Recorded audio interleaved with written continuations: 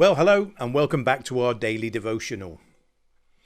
Now, we cannot choose our parents, this is known. So when you get great parents like I did, it is a real blessing. My dad had a very deep devotional walk with the Lord, and from my earliest memories, the Word of God was at the centre of our home and basically drove our lives all the time that I lived at home, and that was such a blessing. My dad had many sayings that he would keep repeating, but one of them was, unless you have a heavenly perspective or an eternal perspective, nothing on this earth will ever really make sense. And there's a lot of sense to that, isn't there? When you think about it, that there's always this tussle. The world around us that we can engage with our five senses seems so real. And the idea of heaven can seem so ephemeral. And because God is there in heaven, sometimes he can seem very distant from the realities of our daily lives. And perhaps that's why Colossians chapter 3 verse 2 urges us in this way. Set your minds on things above, not on earthly things. Now I find that interesting because it assumes that we have choice about what our mind is focusing on. It says we are to set our minds on things above. And of course, there are many influences on us down here, dragging our mind in all kinds of different directions. And we know that how we think drives how we behave, and that drives the results that we get. So our thought life is absolutely crucial. So the Word of God here is urging us to deliberately, as an act of our will, set our minds on things above. Or in other words, to tune in to the heavenly frequencies, to make ourselves aware of the Lord, of heaven, of the spiritual realms, of the supernatural.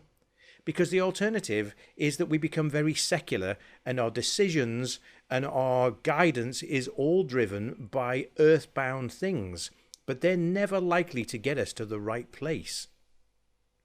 I had a bit of an extreme example of this many years ago when I was in charge of producing and sometimes smuggling Bible teaching materials into the Arab world.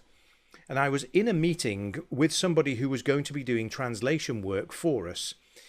And this person had been introduced to me through a series of networks, and it was quite difficult to actually get in touch with this guy. And he was going to be the key to a big project.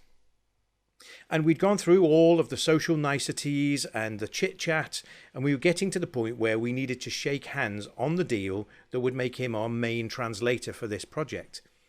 And we were right at that point, and a very small voice inside of me said, "Do not do that. Walk away immediately." And I found that difficult because I knew that that would cause a colossal storm. It would be considered a massive insult if I got up and walked away. But I leaned to the guy who'd helped me organize the meetings, leaned over to him and said, "I'm so sorry. I cannot go through with this. I just know this isn't right."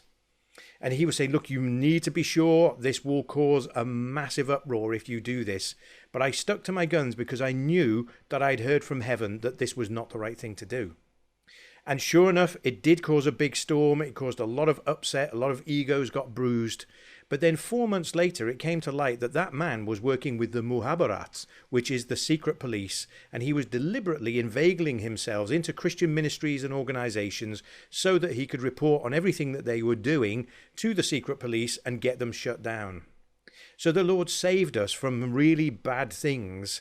But because I was tuned in to the supernatural frequency, because my mind was set on things above, I was able to be rescued from what looked like, in earthly terms, a really sound decision.